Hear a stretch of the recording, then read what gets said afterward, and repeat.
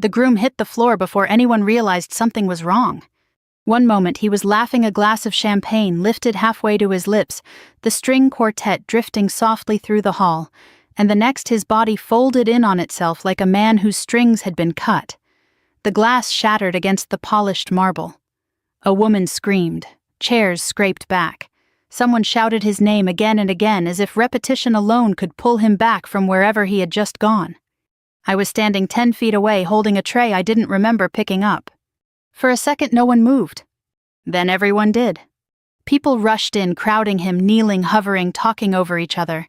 Someone tried to lift his shoulders. Someone else fumbled with their phone, calling for help but not saying anything useful. I saw his face gray already, lips tinged blue, and something inside me shifted into a place I hadn't visited in years. I stepped forward. "Back off, you're just a dishwasher." The words hit hard enough to stop me for half a heartbeat. I didn't look up to see who said it. I didn't need to. I had heard versions of that sentence before, different words, same meaning. Not qualified, not wanted, not anymore. They weren't wrong. But his breathing was wrong. I set the tray down somewhere, I think, and dropped to my knees beside him. "Move," I said quietly. Not loud, not commanding, just certain. No one listened at first. Not until I reached for his jaw and tilted his head back, checking his airway with hands that remembered more than I allowed myself to. Then a voice behind me cut through the noise. "Give her space." It wasn't loud either, but it carried weight. People shifted, reluctantly, just enough. I pressed 2 fingers to his neck. "Pulse irregular, weak." "Call 911 again," I said. "Tell them he's not breathing right." "I already did," someone snapped. "Then stay on the line," I said. I leaned closer, listening to his chest. The rhythm wasn't just off, it was collapsing into itself. I could feel it even without the monitors, without the machines, without the sterile brightness of an operating room. For a moment, just a moment, I hesitated. Because I wasn't supposed to do this anymore. Because the last time I had it had cost me everything. "Are you even trained for this?" another voice demanded. I ignored it. I adjusted his position, cleared his airway, counted under my breath. 1, 2, 3. A memory flashed uninvited. Bright lights. The steady beep of a monitor. A younger version of myself standing over a table, hands steady, voice calm. I pushed it away. This wasn't then. This was now. I pressed down on his chest. "Hey, stop." I said, "Back off," I repeated, still calm, still focused. "Unless one of you knows what you're doing." No one answered that. I continued. Compression, breath, compression. The room had gone quieter, though I didn't notice exactly when. The panic had thinned into something else, fear maybe, or waiting. Then I heard it again. Closer this time. Oh my God, it's her. I looked up. He was standing just beyond the circle, tall, even with age settling into his shoulders. His suit was dark, formal, the kind worn by men who had spent a lifetime being listened to. But it wasn't the suit that caught my attention. It was his face. Not fear. Recognition. And something else beneath it, something like disbelief. Our eyes met for half a second. Long enough. I looked back down at the groom.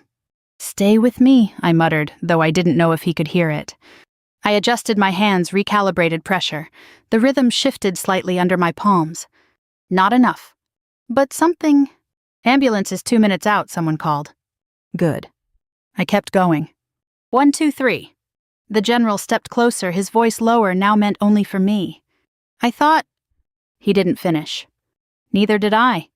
There wasn't time. After what felt like too long and not long enough at all, I felt it. A change. Subtle, fragile. But there.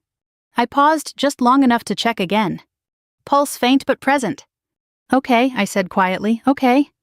The room seemed to breathe again with me. Sirens cut through the distance, growing louder. I sat back slightly, not fully letting go, just enough to give space when the paramedics rushed in moments later. They took over quickly, efficiently, their movements sharp and practiced. I answered their questions without thinking. Timing, symptoms, what I'd done. They didn't ask who I was. That part didn't matter. Not anymore. As they lifted him onto the stretcher and wheeled him out, the crowd parted again, this time in silence. The celebration had drained out of the room, replaced by something heavier. I stayed on my knees for a second longer than I needed to. Then I stood. My hands were trembling. I hadn't noticed until then. I walked back toward the service corridor without looking at anyone, wiping my palms on my apron out of habit more than anything else. Wait. His voice stopped me. I turned. He was closer now. The general. Close enough that I could see the fine lines around his eyes, the way time had settled into him without softening him. "You don't remember me, do you?" he asked. I held his gaze for a moment. Then I shook my head. It wasn't entirely true. But it was easier. He studied me as if weighing something. Then he nodded once. "I remember you," he said. I didn't answer. What would I have said? Instead, I turned and pushed through the swinging door into the kitchen. The noise hit me all at once, running water, clattering dishes, voices overlapping in confusion. Someone asked what happened. Someone else said they thought the groom was dead. I moved to the sink. Turned on the faucet. Hot water rushed over my hands. I stood there for a long time, just letting it run. No one asked me anything. Martha glanced at me once from across the room, her expression unreadable, then went back to directing the staff. That was one thing I'd always appreciated about her. She didn't ask questions people weren't ready to answer. I picked up a plate, started scrubbing. Same as before. Same as always. But my hands didn't quite feel the same. And somewhere in the back of my mind, a door I had kept shut for years had opened just a crack. I didn't know if I was ready for what might come through it.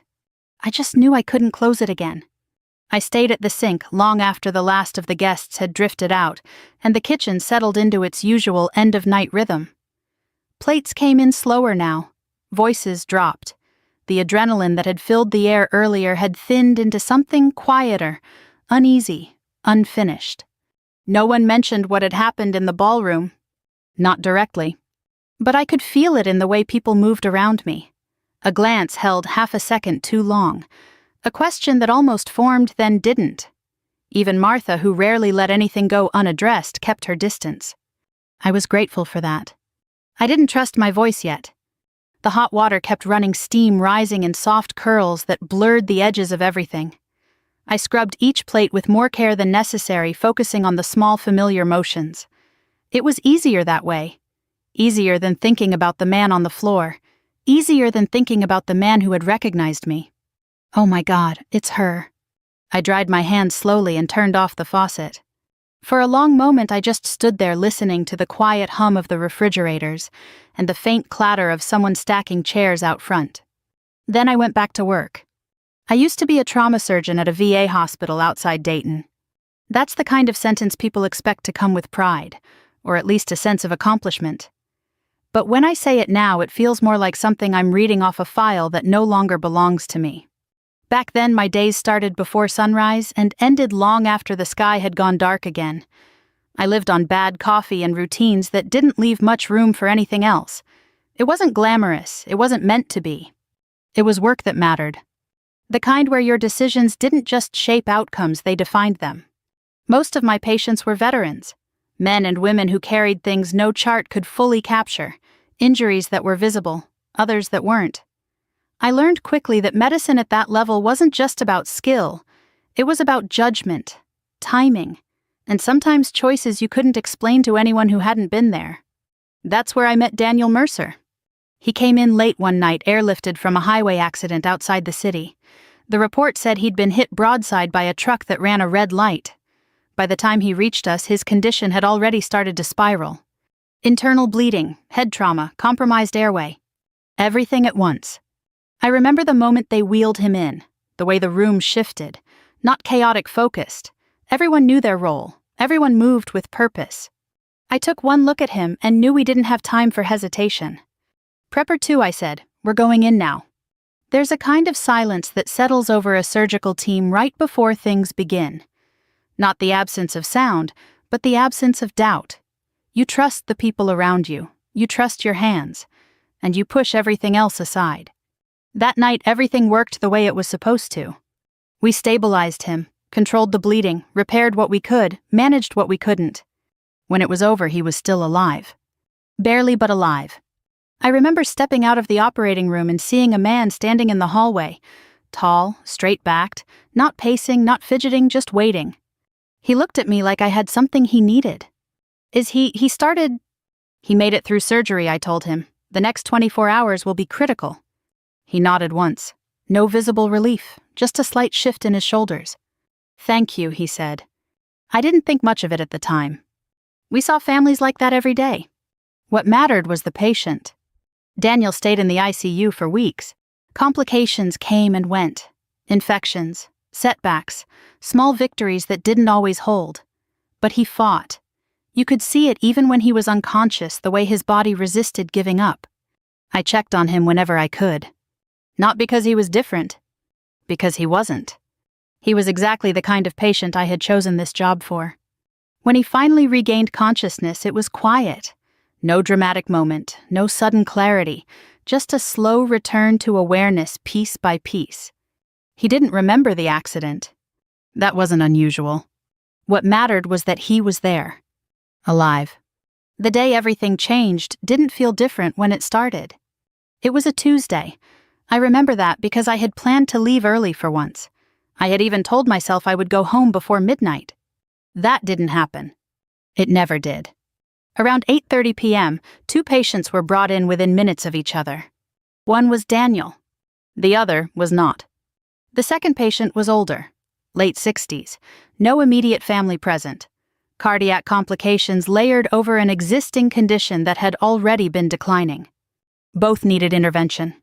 Both needed resources we didn't have enough of. That's the part people don't like to talk about.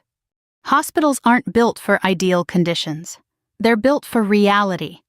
And reality means limitations. One operating room was already in use. Another was being prepped. We had 1 ventilator available in the unit. Just one. I stood there looking at 2 charts that both demanded everything, and knowing I couldn't give it to both. Which one, a resident asked. There are moments in this job when the world narrows down to a single point. This was one of them. Daniel was younger, stronger, more likely to survive aggressive intervention. The other man wasn't. On paper, the decision should have been clear. But paper doesn't always tell the whole story. I made the call. By the time the night ended, 1 patient was stable. The other was gone. I signed the report just before dawn. No hesitation. No explanation beyond what was required. That's what you do. You document, you move on. Or at least that's what I thought. The investigation started 2 weeks later. It moved fast. Faster than anything I had seen before. Questions I wasn't expecting. Conclusions drawn before answers were fully given. A narrative that seemed to take shape without needing much input from me. Medical negligence. Improper allocation of resources. Failure to follow protocol. I read the words over and over again, trying to understand how they fit with what had actually happened. They didn't. But they didn't need to. Someone had to be responsible. And I was the one who had made the decision. I didn't fight it. People have asked me why. Lawyers, reporters, even Martha once in a moment she probably regretted. The answer has never been simple. Part of it was exhaustion. Part of it was knowing how these things play out. But the biggest part was that I wasn't sure I had the right to defend myself. Not after the choice I had made. I finished the last of the dishes and turned off the lights in the kitchen. The hallway was empty when I stepped out. For a moment I thought I was alone. Then I saw him. Waiting. The general. He didn't say anything right away. Just watched me the way he had in the ballroom, like he was trying to place something that didn't quite fit. You were there, he said finally. It wasn't a question. No, I replied. It came out before I could stop it. A reflex. He held my gaze. You were, he repeated softer now. I shook my head again. And this time I turned and walked past him before he could say anything else. I didn't stop until I reached the parking lot. The air was cool, quiet. I stood there for a long time, keys in my hand, staring at nothing in particular. Behind me, the building settled into silence. In front of me, the night stretched out the way it always did. Unchanged. But something had shifted. Not outside. Inside. And I knew, whether I wanted to admit it or not, that whatever I had left behind all those years ago wasn't finished with me yet. I didn't go home right away. The engine was running headlights, cutting a narrow path across the empty lot, but I stayed parked, hands resting on the wheel, like I had forgotten what came next. It had been years since anything had followed me out of that hospital, years since anyone had looked at me like they knew who I was before I became someone easier to overlook. "You were there." His voice stayed with me longer than I expected. I turned the key, backed out slowly, and drove the long way home. No radio, just the steady hum of the road and the kind of quiet that lets old thoughts rise whether you invite them or not. The next morning started the same as every other. Coffee too weak. Toast I didn't finish. The same worn jacket by the door. I left at the same time, took the same route, and parked in the same spot behind the catering hall. Routine has a way of protecting you. It keeps the past from getting too close. Inside the kitchen was already alive. Pots clanged, orders were being called out for a luncheon event. Someone laughed too loudly at something that wasn't that funny. Normal.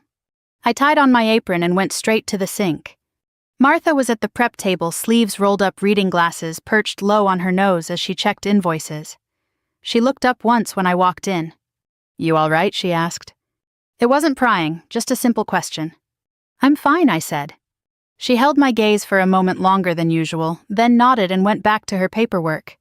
That was the end of it. Or it should have been. By mid-morning, the deliveries started arriving. Produce crates, boxes of glassware, linens for a church reception scheduled later that afternoon. I moved through it all without thinking, stacking, rinsing, organizing, letting the rhythm of the work settle me. That's when I saw him. Not the general. Someone else. He was standing near the service entrance, just inside the doorway, looking like he wasn't sure if he belonged there. Early 30s, maybe. Clean cut. Still dressed in yesterday's suit, though the tie was gone and the collar had loosened. He looked tired. More than tired. "Can I help you?" one of the servers asked him. He didn't answer right away. His eyes moved across the room, searching for something. Or someone. Then they landed on me. For a second I considered turning away, pretending I hadn't noticed. But it was too late. He started walking over. "Excuse me," he said, stopping a few feet from the sink. "Were you working the Mercer wedding last night?" The name hit harder than I expected. Mercer. I kept my hands in the water. "Yes," I said. "I was told..." He hesitated like he wasn't sure how to phrase it. "I was told you were the one who helped my brother." Brother. Not groom. Not Daniel. Brother? I dried my hands slowly and turned to face him. "He's alive?" I asked. The question came out quieter than I intended. He nodded. "I see you," he said. "They said if you hadn't stepped in when you did..." He trailed off, swallowing whatever came next. He wouldn't have made it to the ambulance. I let that settle. Not relief. Not exactly. Something more complicated. "I'm glad," I said. He studied me for a moment. "You knew what you were doing," he said. "Not a question this time." I didn't answer.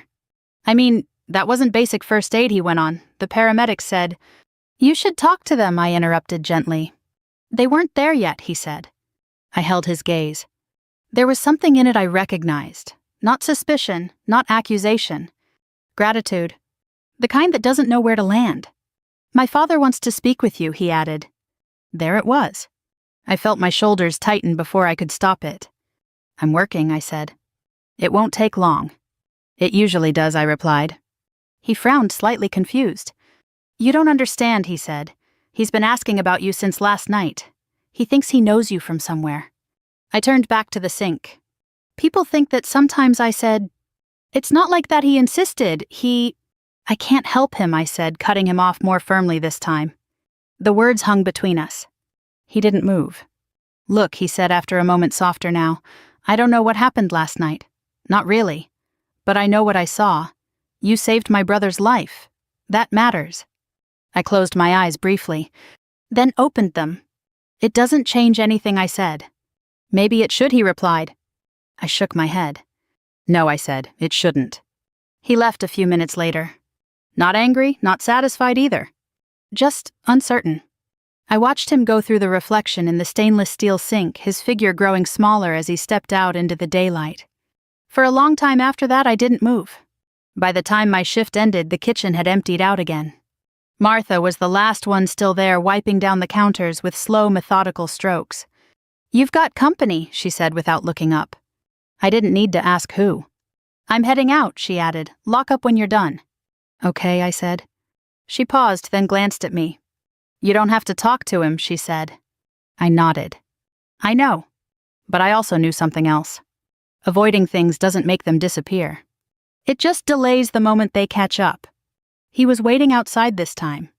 Leaning against a dark sedan, hands in his coat pockets, posture relaxed but watchful. The general. He straightened when I stepped out. For a moment, neither of us spoke. The parking lot was quiet again, just like the night before. "You're hard to find," he said finally. "I'm not hiding," I replied. "No," he said, "you're not." There was a faint hint of something in his voice. Respect, maybe. Or understanding. "I won't take much of your time," he said. "I just want to ask you one question." I didn't answer. "Did you ever wonder what happened to him?" he asked. The words settled into the space between us. Carefully placed. Deliberate. I looked at him. Really looked this time. At the lines etched into his face.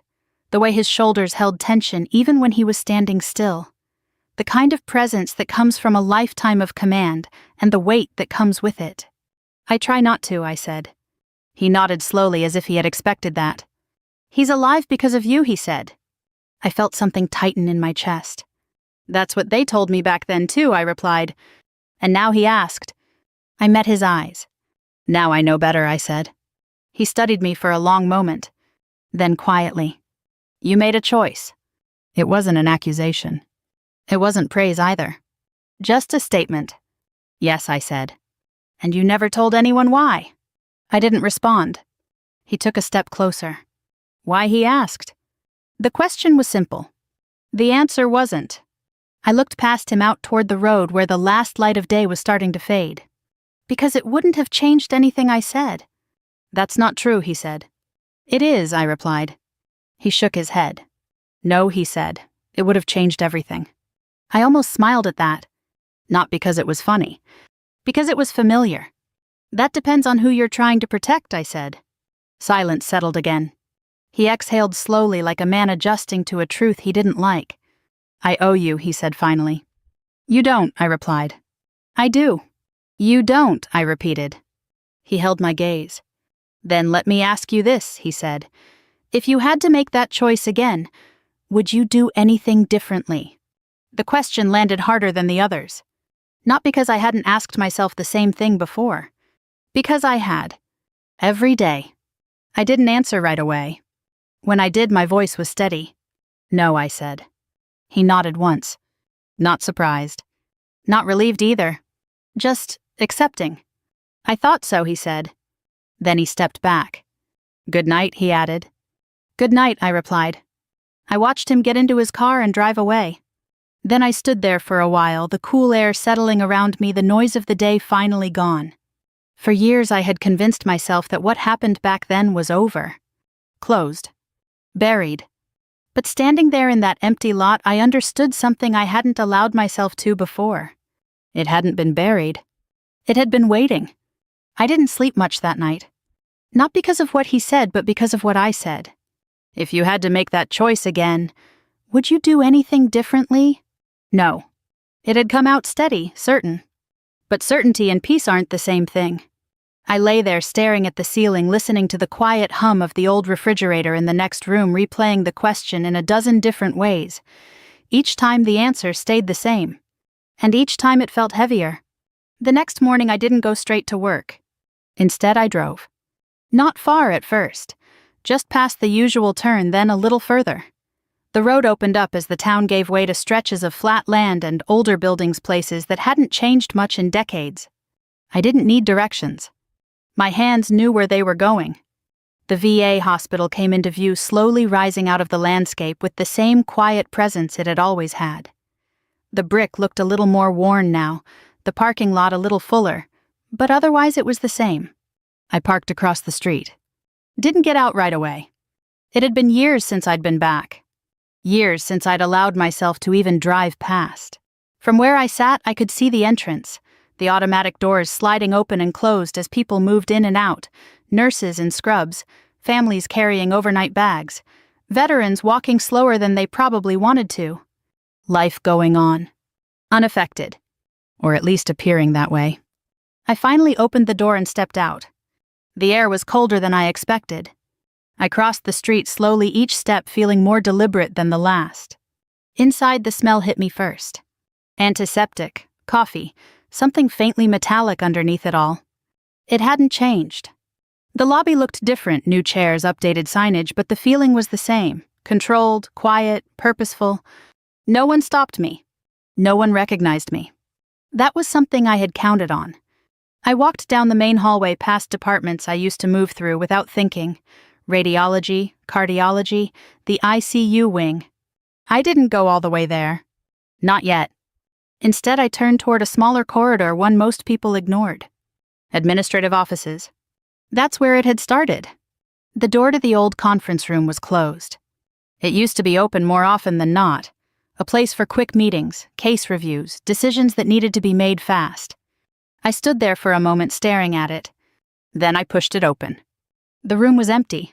A long table, a few chairs, a whiteboard with half-erased notes that didn't mean anything to me anymore. But I could still see it. Not the room as it was now. The room as it had been that night. People sitting where there was no one now, voices overlapping, tension hanging thick in the air. 2 charts on the table. 2 lives. 1 decision. We don't have enough resources.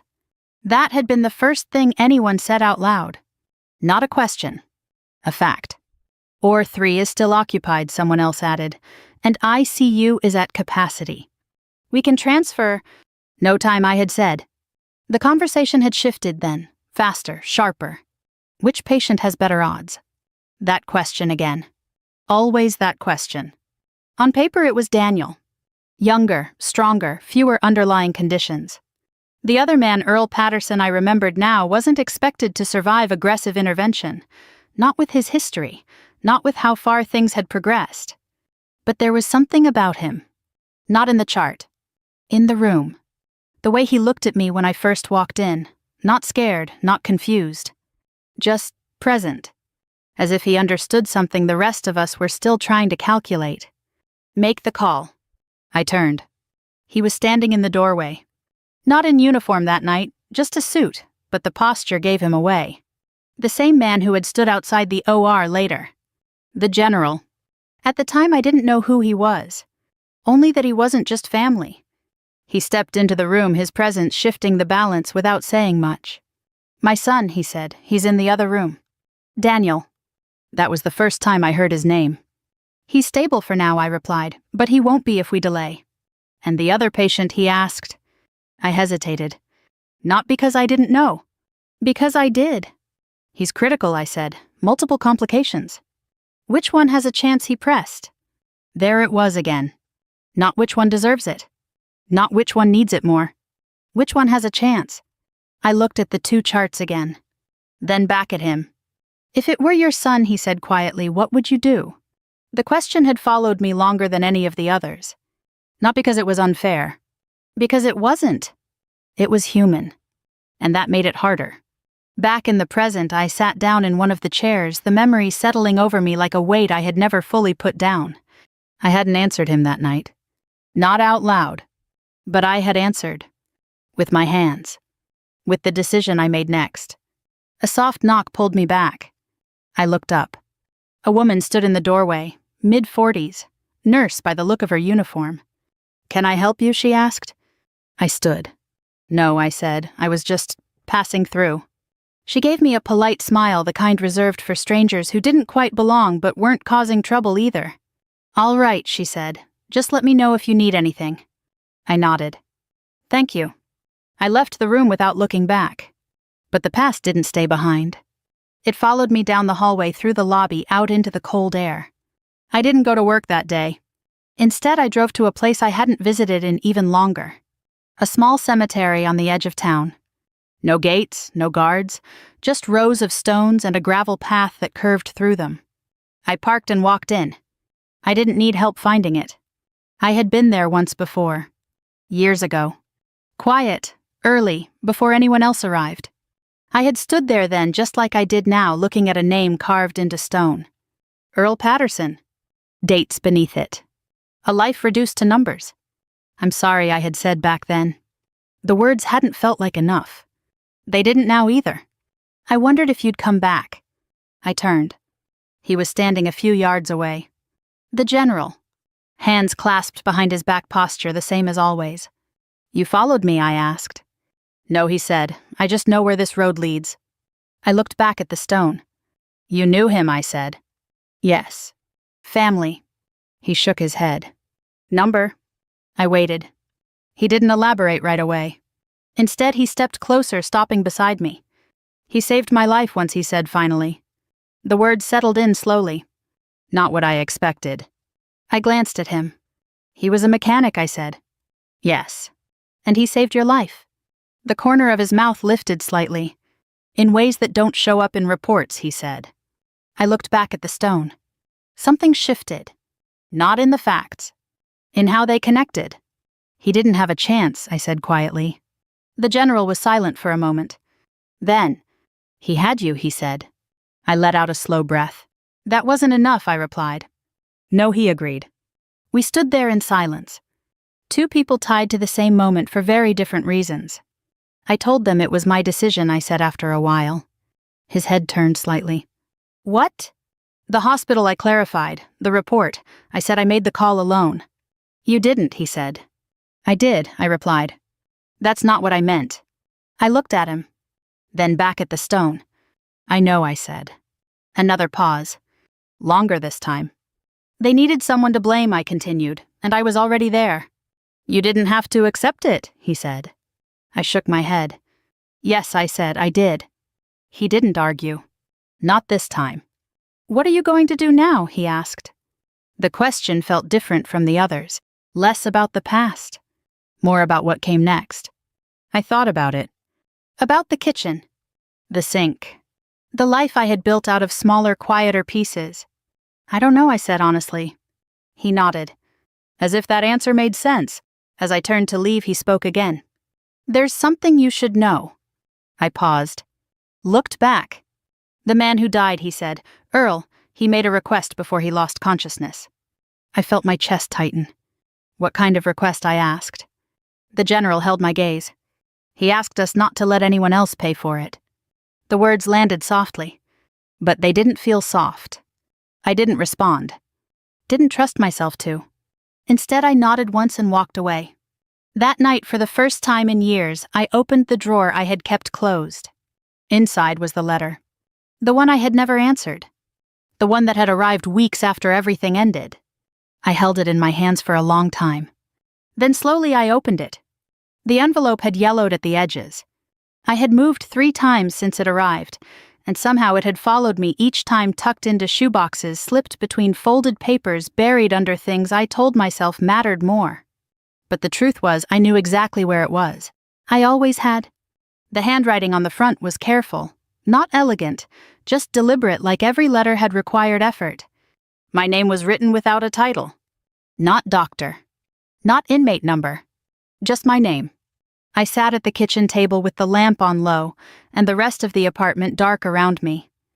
Outside, a truck passed slowly down the street, its headlights sliding across the wall before disappearing. For a long time I only held the letter. Then I unfolded it. There wasn't much inside. A single page. A few short lines. I had read them once years ago, then folded them back up so quickly the paper nearly tore. This time I made myself read slowly. Earl Patterson had written the letter before the final surgery, or maybe asked someone to write it for him. The words were plain simple without any grand language. He said he knew his chances were poor. He said he knew doctors had to make choices regular people would never understand. And then he wrote something I had spent years trying not to remember. "If it comes down to me or somebody younger, don't let them waste it on an old man who's already had his turn." I put the letter down. The apartment was quiet. Too quiet. I pressed my hands flat against the table as if the wood might steady me. For years I had told myself I accepted blame because I made the decision, because the outcome was mine, because no matter what anyone said, Earl Patterson had still died after I chose against the math, and against the policy, and against the safer version of the truth. But that letter complicated everything. It always had. That was why I kept it hidden. Not because it accused me, because it forgave me. And forgiveness, when you don't feel you deserve it, can feel harsher than judgment. The next morning, Martha found me standing behind the restaurant before sunrise. I was early by nearly an hour. The alley still smelled of rain and old cardboard. A delivery truck had left muddy tracks near the back door, and the trash bins leaned slightly from the wind. "You sleep here now?" she asked. I turned. She was carrying 2 coffees. She handed one to me before I could refuse. "I couldn't sleep," I said. "That makes 2 of us." We stood there for a while, sipping coffee in the gray light. Martha owned the catering company with the stubborn pride of someone who had survived too many bad months to be easily impressed by good ones. Her husband had started it 30 years ago as a sandwich counter. After he died, people assumed she would sell. She didn't.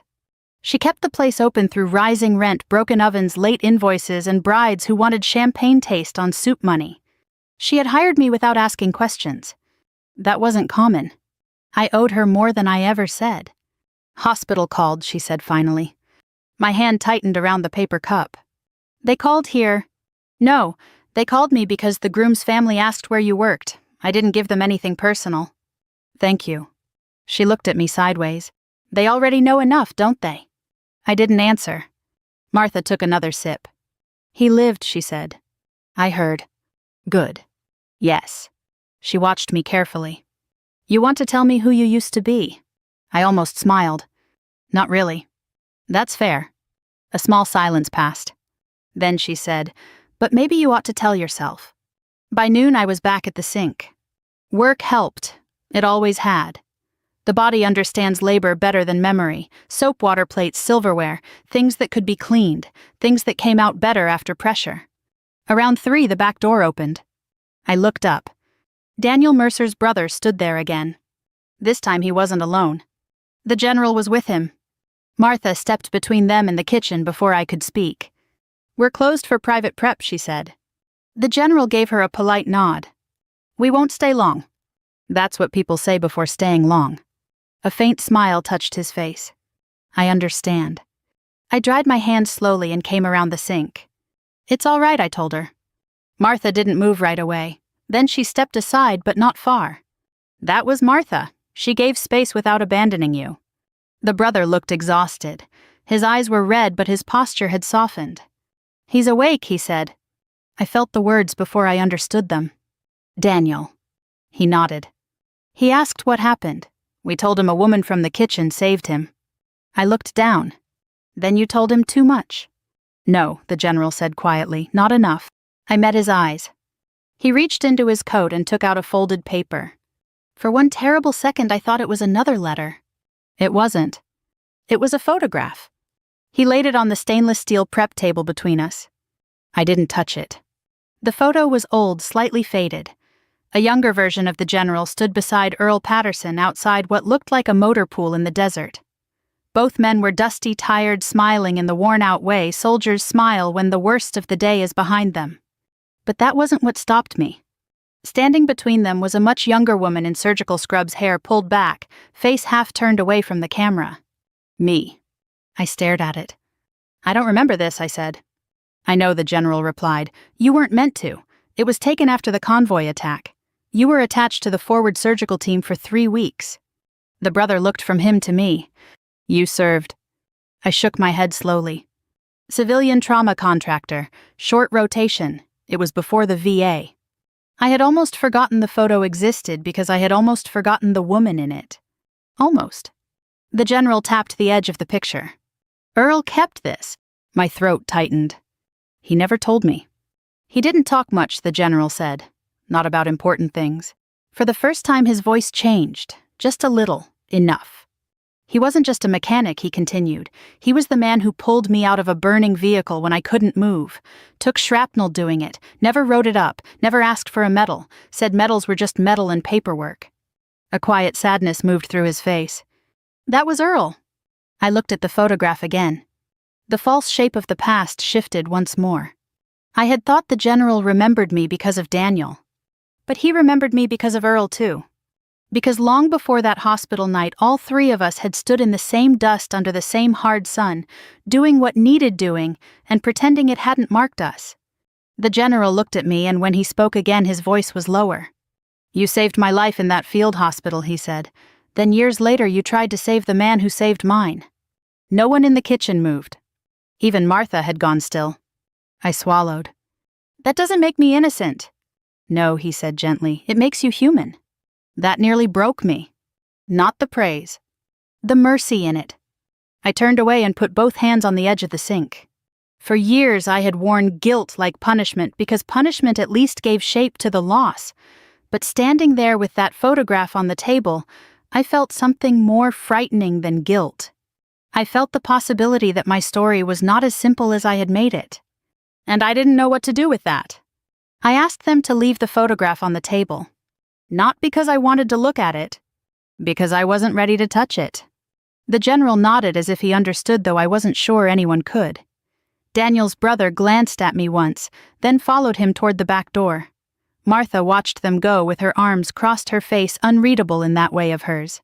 When the door closed, the kitchen seemed to settle around me. The hum of the refrigerator came back. A pot clicked on the stove. Somewhere in the dining room a chair scraped against the floor. Ordinary sounds. Merciful sounds. Martha stepped closer to the table and looked down at the photograph. Well, she said quietly, that explains your knife skills. I let out a breath that almost became a laugh. Almost. She didn't smile, neither did I. For a while we just stood there, two women past the age of pretending silence always needed fixing. Then she said, "You planning to run again?" I looked at her. Again. Don't act like you haven't been running since the day I hired you. I wanted to deny it. But Martha was not a woman you lied to if you respected her. I didn't know what else to do, I said. She nodded once. That's different from not having a choice. The words landed harder than I expected. I looked back at the photograph. My younger face stared from the past, half-turned, unaware of everything that would come after. I hardly recognized her. Not because she looked different, but because she still believed usefulness and worth were the same thing. I made the call, I said. I know. No, Martha. You don't. My voice sharpened before I could soften it. People keep trying to turn it into something noble. It wasn't. I stood there with two lives in front of me and I chose. One man lived, one man died. That is not poetry. That is not redemption. That is blood math. Martha didn't flinch. No, she said, it's not poetry. I waited. She picked up a towel and folded it slowly, carefully, as though giving her hands something to do while her mind worked. But I've run this place long enough to know something about choosing, she continued. When there isn't enough money to pay every bill, you pick one. When two workers need hours and the register can only carry one of them, you pick one. Smaller stakes, sure. But the feeling is the same. Somebody always pays. I looked away. That doesn't make it right. No, she said, but it makes it real. That was Martha's way. No comfort she didn't believe in. No easy forgiveness. Just truth laid down plain. I went back to the sink. The lunch rush came in heavy and strange. Everyone had heard something by then, though no one seemed to know exactly what.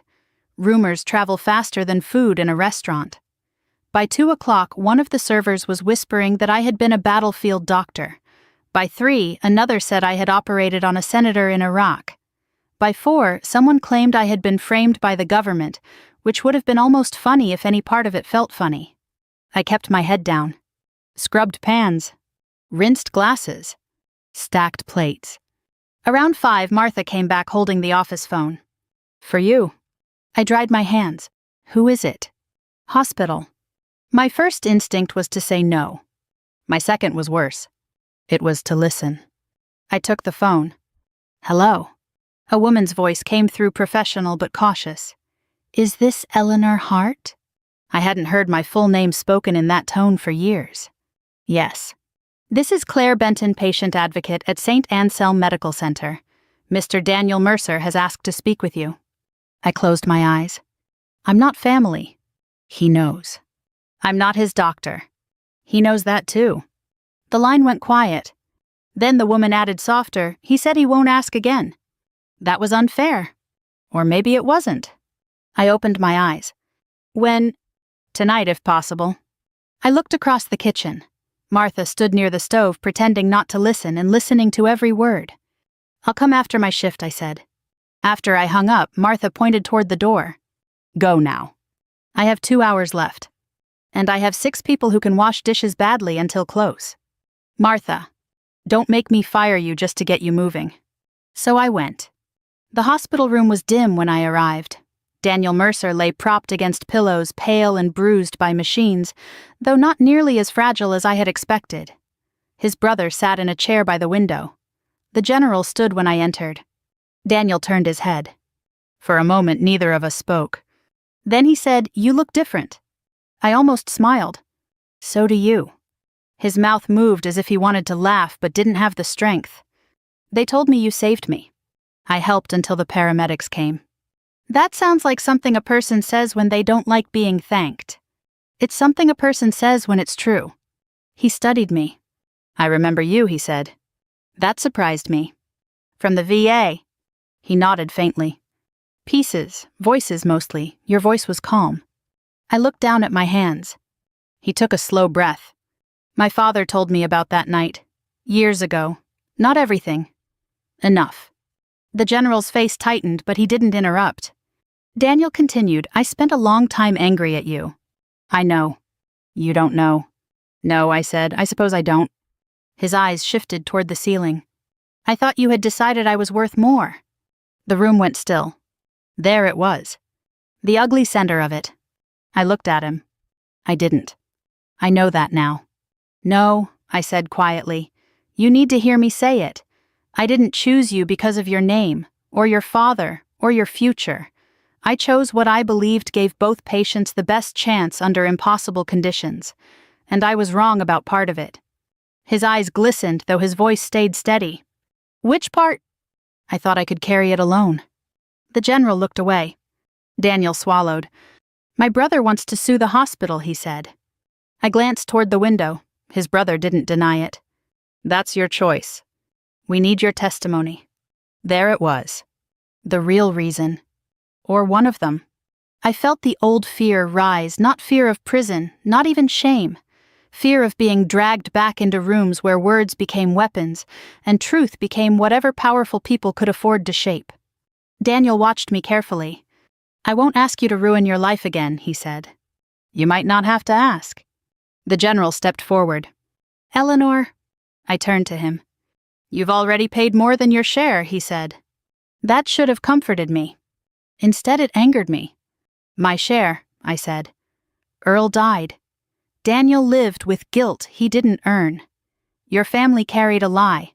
The hospital kept its reputation, and I hid in a kitchen because hiding was easier than standing in public and saying I did the best I could, but the best I could was not enough." No one spoke. I looked at Daniel. "I'll testify," I said. His brother stood straighter. "But not for revenge," I added. The room held its breath. "I won't help you turn Earl into a weapon. I won't help you turn me into a saint. And I won't pretend the past becomes clean because a courtroom finally hears it." Daniel nodded slowly. "What do you want then?" I looked at the machines beside his bed. The steady lines, the fragile proof that life was still happening. I want the truth recorded somewhere it can't be buried again. For the first time, the general's face changed. Not shock. Not pride. Something quieter. Relief, maybe. Or grief, finally finding a place to sit down. That night when I left the hospital, the air felt colder than before. I walked to my car, slowly aware of every step.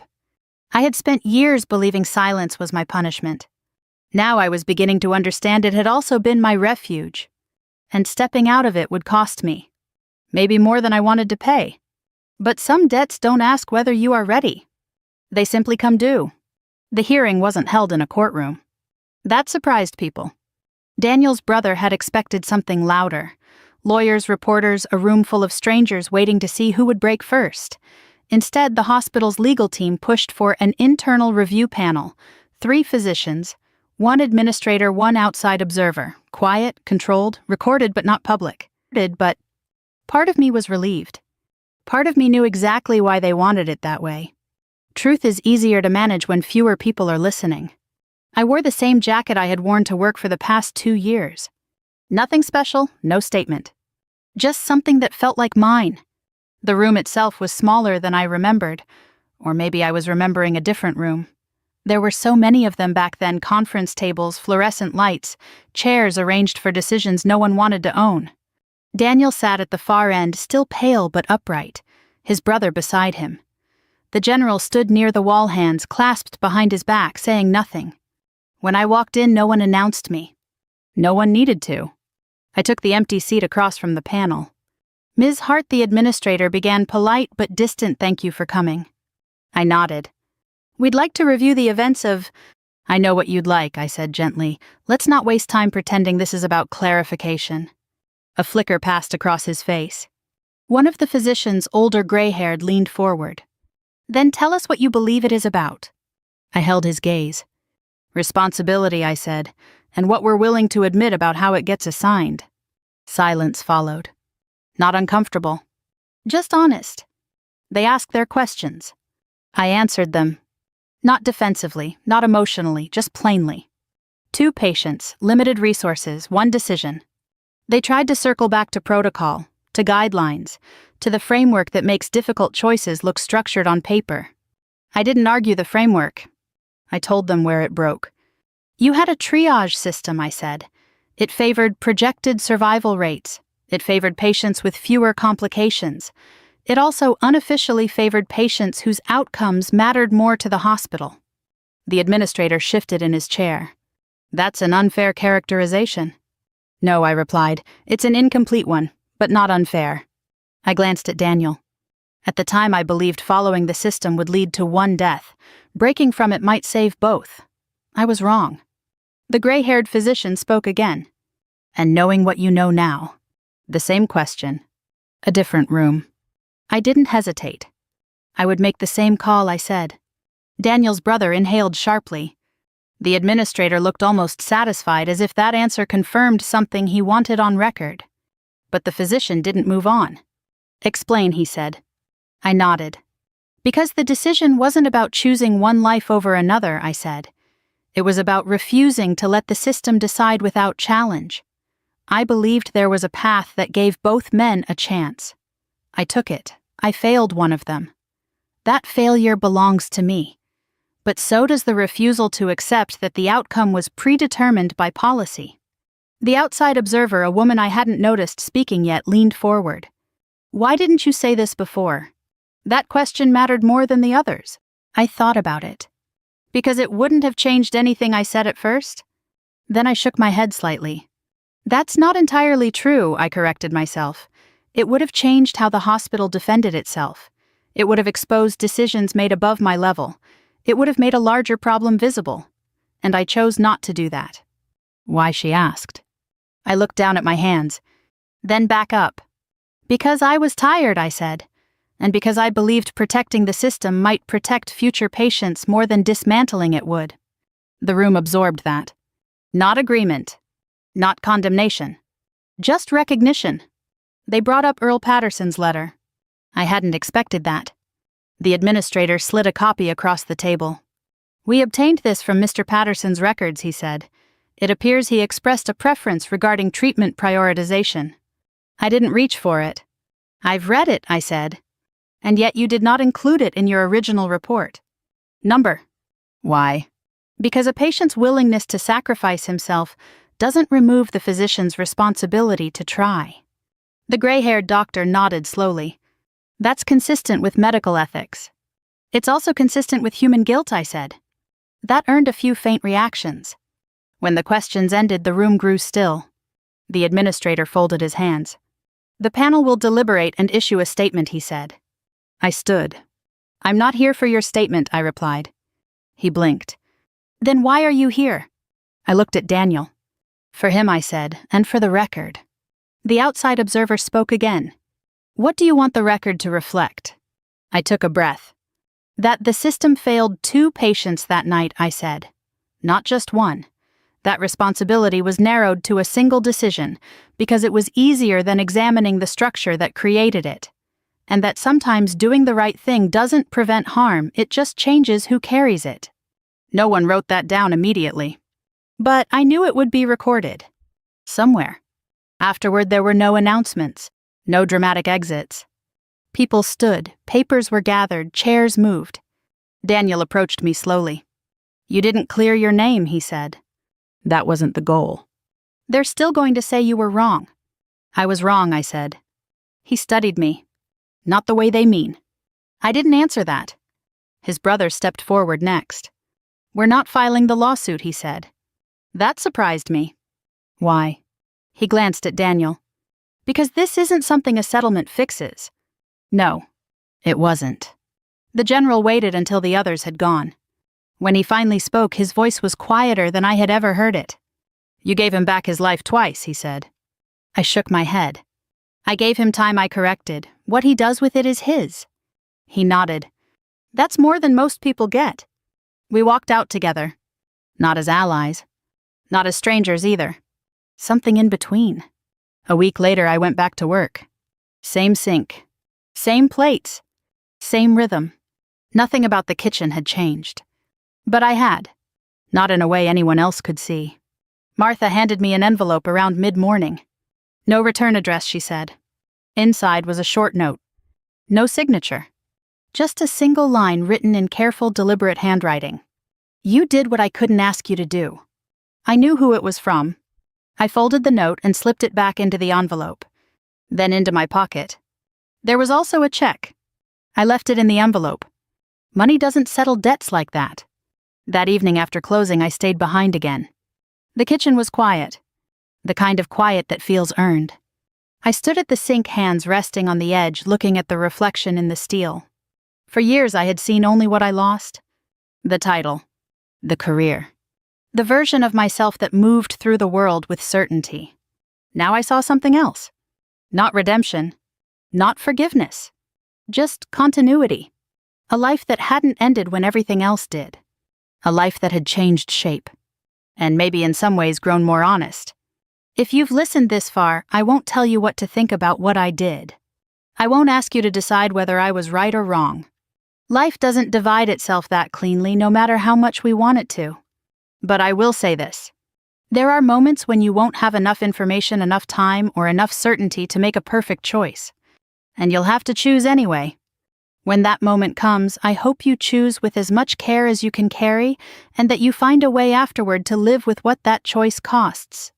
If this story meant something to you or reminded you of a moment you've had to carry, you're not alone. Thank you for listening. And if you'd like to hear more stories like this, quiet, complicated, and human, you're always welcome here.